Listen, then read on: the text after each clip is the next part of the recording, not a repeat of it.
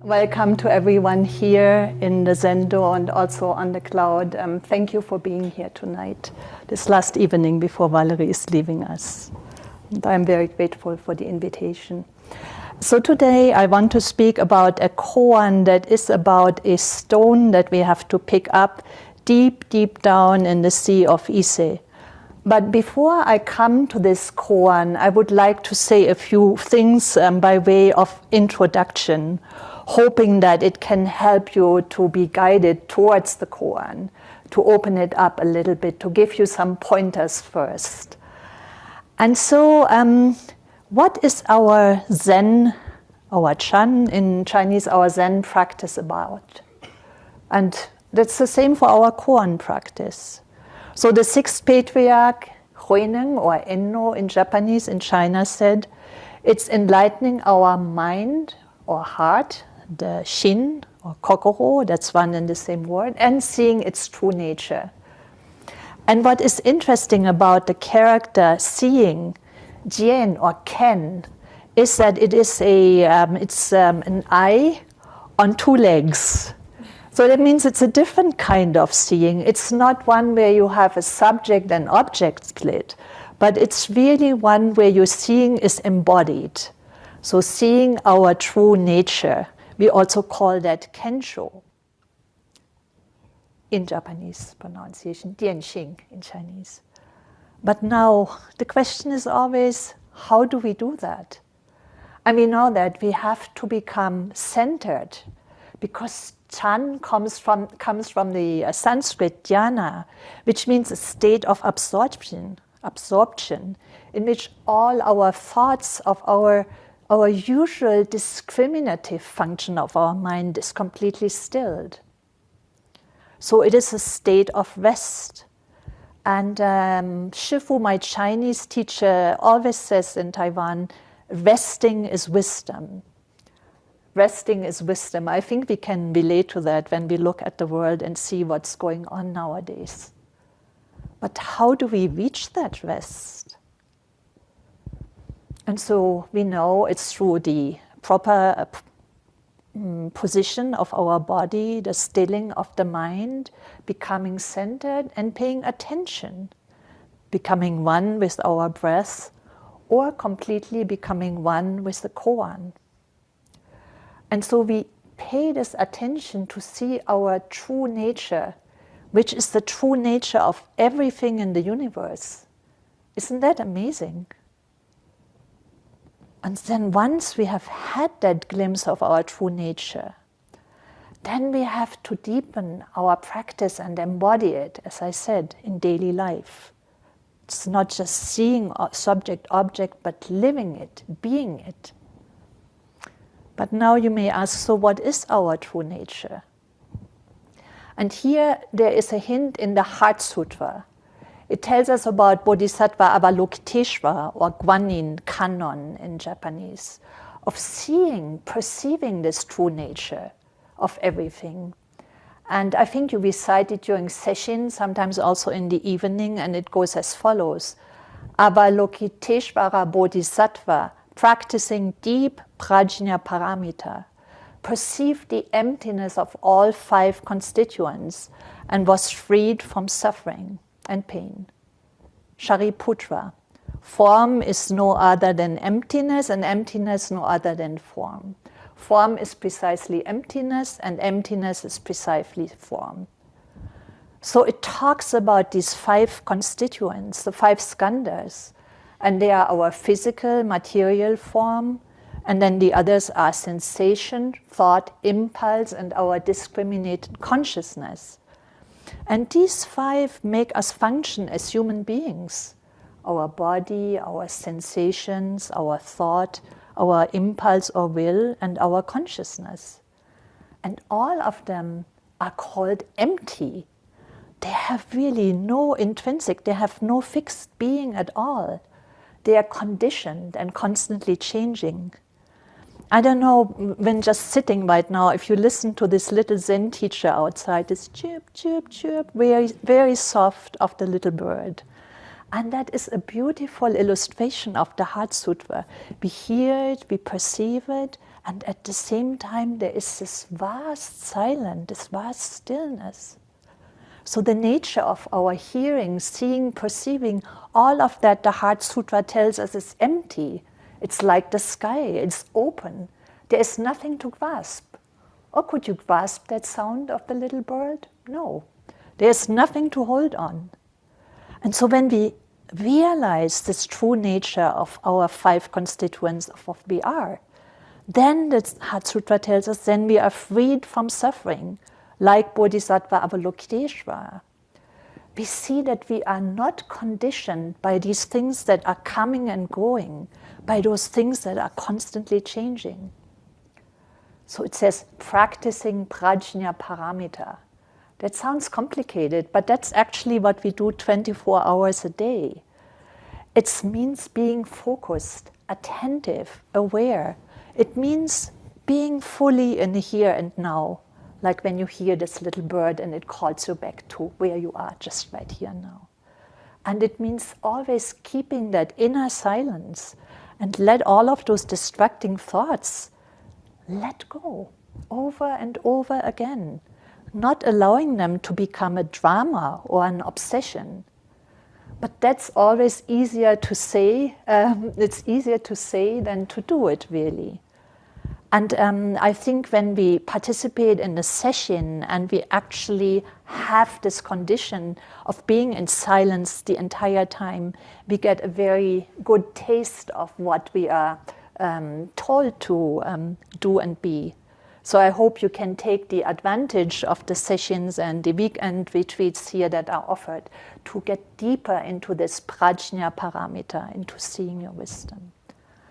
So form is no other than emptiness. Emptiness is no other than form. That's a very famous saying that all of us know. And it is the central teaching, of course, of the Heart Sutra. And to help us understand that teaching, my teacher in Japan, Yamada Koan Roshi, always gave us the comparison of a fraction, which I always found helpful.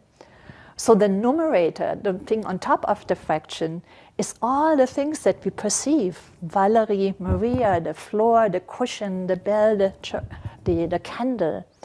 And the denominator, that's what under it, is this empty, sky-like, wide open, zero nature of every single thing in the universe. It's that nature of deep silence, of really nothing there at all.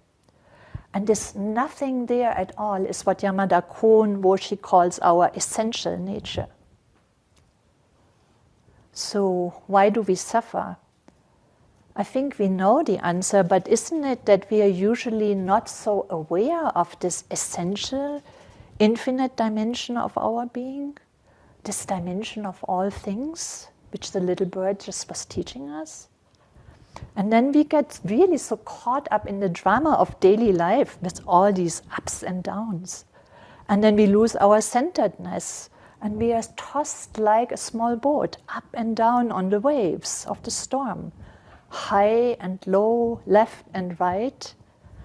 Don't we sometimes feel completely exposed to that current?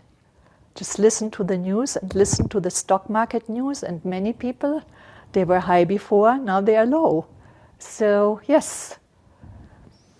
But so, prajna paramita, this practice of really being still and centered, helps us always to come back to the bottom of this ocean, which is still, it is calm, it's infinite. In the middle of that storm, no matter what we are doing, where we are, every moment. And to live without fear, without anxiety.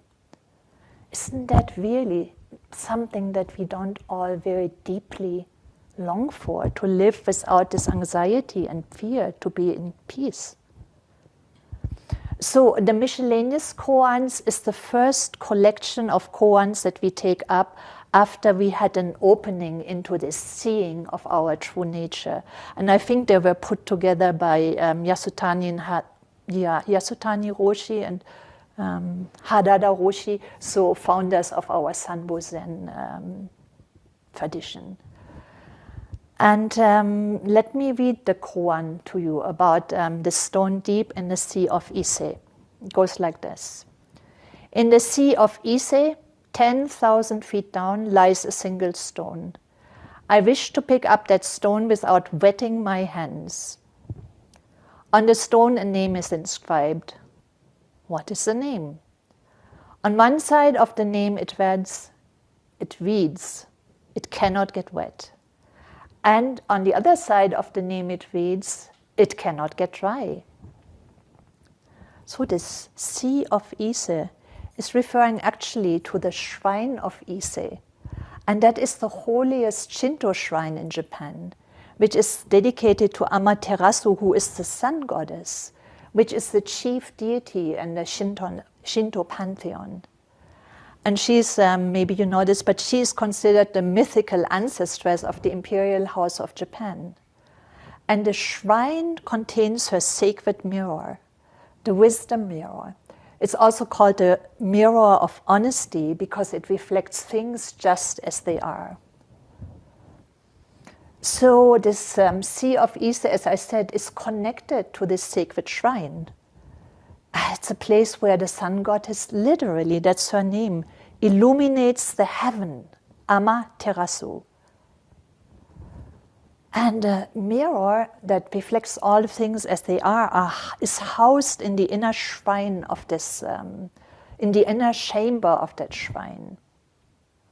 And it's a famous place of pilgrimage, but only the priests are really allowed to go into this inner shrine and see the mirror. Now, the question is really, what's this inner shrine, that inner place of wisdom in us that reflects things as they are and that illuminates heaven and earth? So is it not that shin, that kokoro, that core of our being, this heart mind, which is not material? It's absolutely luminous and clear. It has no boundaries whatsoever. So we can also say it's completely open to the transcendent, this core of our being. Now the Koan says that deep, deep down in the Sea of Ise, 10,000 feet down, leads the single stone. A single stone. And I have to pick up that single stone without wetting my hands. How am I supposed to do that, right? It's deep in the water of the ocean. But let us look first at the meaning of sea. In Buddhism, we speak about the ocean or the sea of suffering. And of course, that refers to our life in samsara, this constant life of life and death, arising and ceasing, coming and going. So really, we have to deeply dive through all of that suffering to reach that single stone. And the suffering is a fact of life. It's the first of the Four Noble Truths that the Buddha proclaimed in his first sermon after awakening. We encounter that sea of suffering every day, in person or when we put on the news. Now the many conflicts that are raging in the world, the wars, the streams of refugees, the migrants, poverty and illness, deportations. I hear from friends that teach at Notre Dame University and other universities that their students are being deported. So there is a lot of suffering everywhere. And then finally, of course, we are so aware of that, the natural disasters caused by the global warming. This list is really endless. And what causes all this suffering is the ignorance about who or what we really are. It's caused by ego delusion. Or to use that image of the mirror, we could say it's caused by the darkening of the mirror, by a heart, a mind that is so self-centered that it no longer reflects things as they are. It no longer illuminates the sky. It constantly creates these boundaries between me and you, self and other, inside and outside, present, past and future, and so on. So it creates separations where in reality there are none whatsoever. And that ocean of suffering, as the Koan says, is deep, 10,000 feet. And it has these many layers that we need to dive through to get to that single stone. But then at the same time, we also speak, as we speak about this ocean of suffering, we also speak about the ocean of wisdom. And that's actually literally the name of the Dalai Lama. So are those two different, or could one exist without the other? I think when I gave a talk here before, I mentioned Father Shigeto Oshida in Japan, who was a Zen master and Dominican priest who founded the Takamori pilgrimage place, or Takamori heritage, in the mountains of Japan. And he has attracted really countless pilgrims and practitioners from all traditions. So the book that I find inspiring is it's an interesting title called Jesus in the Hands of Buddha. And in one of the themes that Father Oshida frequently brings up in this book is something called Chikario, which means the stream, this deep stream under the earth, which is also called a current of faith or trust that flows from the unborn deeply beneath the world religions, traditions, and indigenous traditions and communities. And so this stream that flows from the unborn forms all these different directions and rivers, but what they have in common is their origin in this world or this sphere, in this reality of our unborn nature, which is also the world of Mu, this world of nothing there at all, of emptiness. And this is how it can really water our body and spirit and mind, our true self, coming from this dimension of the unborn, of nothing there at all. And you can encounter that in all traditions. So if we want to enter that stream, we have to let go of all preconceived notions.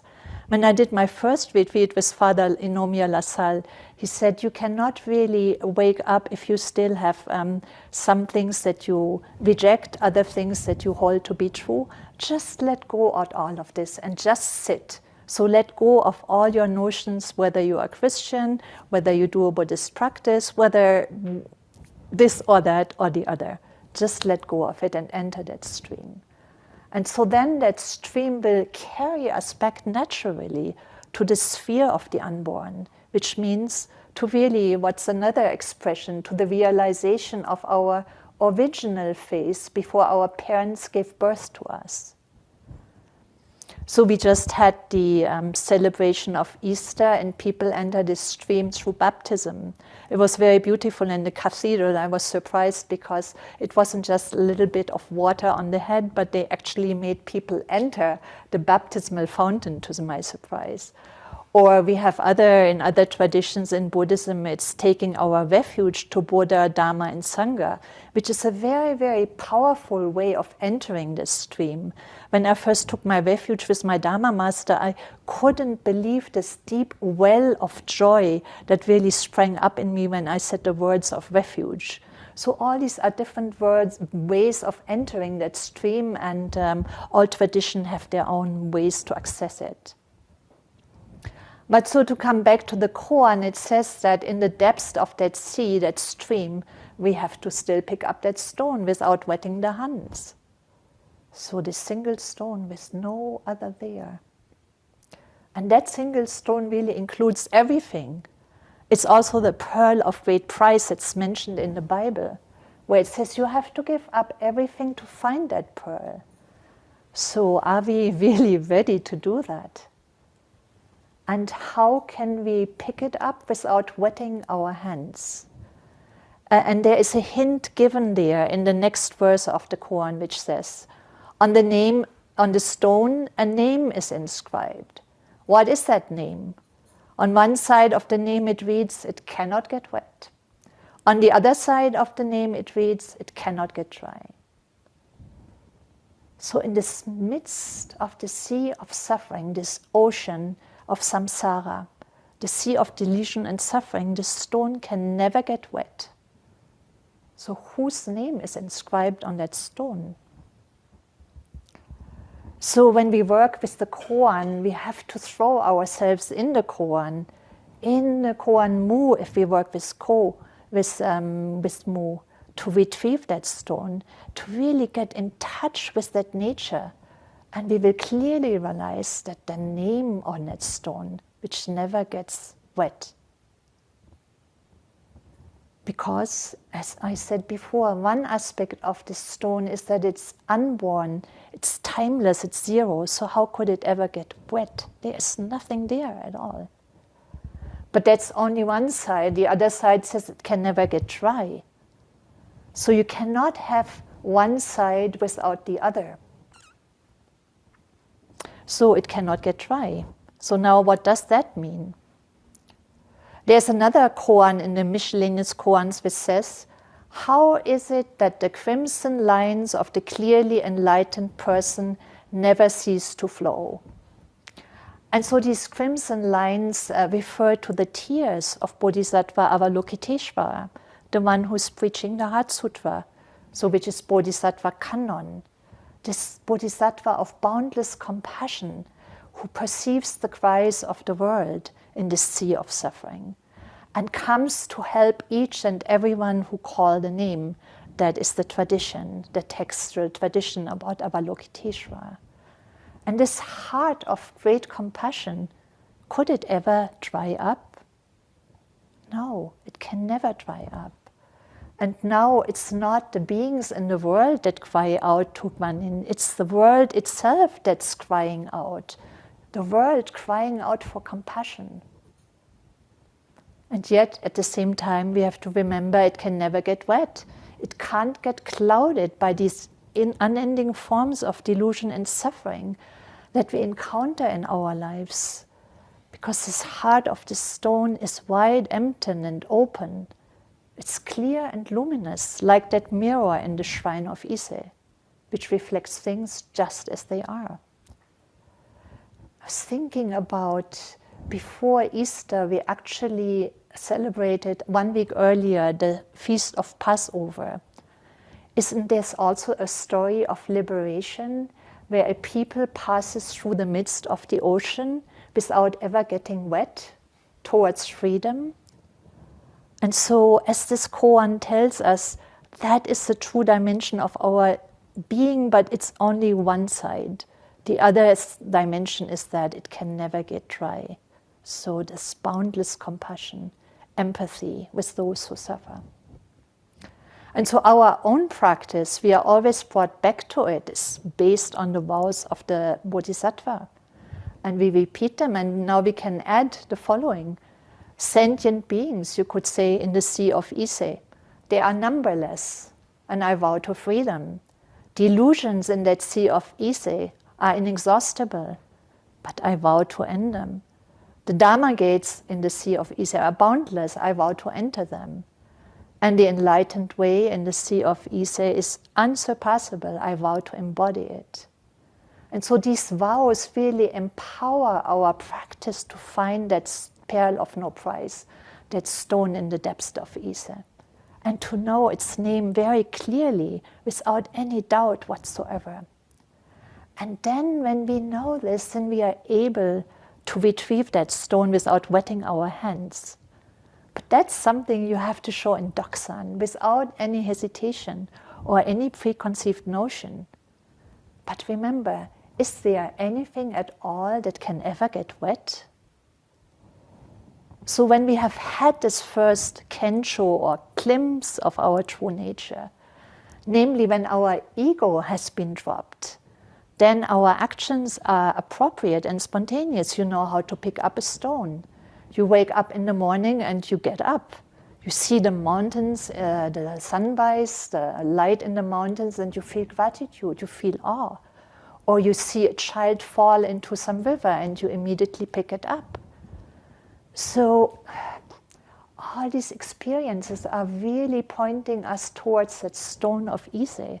It cannot get wet and cannot get dry.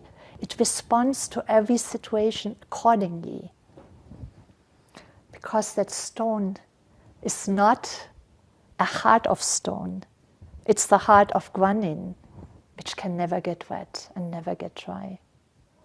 So to conclude, I want to share with you a documentary. Maybe I want to say for the introduction that we practice with koans, and maybe we might pass this koan in Doksan and show very clearly how we retrieve that stone. But that's definitely not the end of our practice with the koan. I would say that is the entrance. Every single koan is really something that you practice your entire life, to really embody it, to really make it come alive, and to really have you be transformed in a way that you become like the Bodhisattva of great compassion, that you can really devote yourself to addressing the suffering in this world. And Ruben and I saw a documentary about a Rinpoche in Tibet who's called Gachien Triptrol Rinpoche, and I want to use his story to illustrate what I'm trying to convey. So he is well known, even though we have never heard of him, but that doesn't mean very much. And he has practice centers in all parts of the world. He was born in Tibet and recognized as a tulku. And when the Chinese communists invaded Tibet in 1960, he joined a small army of a small Tibetan army for the protection of the Dharma, they called it. So to repel these Chinese invaders long enough so that the Dalai Lama could escape. And they tried to save what they could in the monasteries, try to save the Sangha, the sacred scriptures, the objects of worship, and so on from complete destruction. But of course, this small army of courageous monks was quickly overwhelmed by the Chinese troops, and those who survived were thrown into prison together with other Tibetan prisoners. And many of them were fellow monks. So Gachien Rinpoche was imprisoned for 20 years under really hard conditions, and he was on the brink of starvation like everybody else around him. And yet he tried to share the little food that he had with others around him, because he said he regarded all of this suffering, this ocean of suffering, as an occasion to deepen his own practice of love and compassion, by sharing his food and encouraging people as much as he could. And then when he was on the brink of death, the Chinese prison commander actually came in and brought him and ordered him out and brought him to a different room and said, "You have to eat now." Because he was struck by something in this Rinpoche. He said, "You are a person who needs to live. You have a lot to share with others." He was struck by the compassion, or you could say this underground stream that he clearly could feel, that this compassion did not come from a just, I couldn't call it limited source, that's the wrong word, but it came from somewhere and touched this prison director, and he couldn't explain it. And he took him out and says, "You have to eat, you have to live for the afterward." And when the Gachien Rinpoche was released from prison, his health was still very weak, but he recovered it to a certain degree, and then he started traveling around the world, and he was really touching people wherever he went. Even when we watched the video, we felt very touched by his love and also sense of humor and utmost humility. And so I'm telling this story just as an example of a person who really was diving deep into the sea of Ise to clearly grasp that stone and then live it in a way that it touched those who imprisoned him and said, "You need to live." And so all of us, we need to live. This is our practice. It's a gift, but I think it's also something that is opening us up to this call of the world that is suffering itself, Mother Earth, to be awakened, to listen to this little bird of the song, and to not take it for granted, to listen to the silence in everything, and then turn our heart of compassion towards those that we can help, toward that cause that is in our power, in our capability to do something about, and continuing our practice, life after lifetime, like Yamada Koan Woshi says to us, even if you get to your Christian paradise one day, please do not ever forget your practice.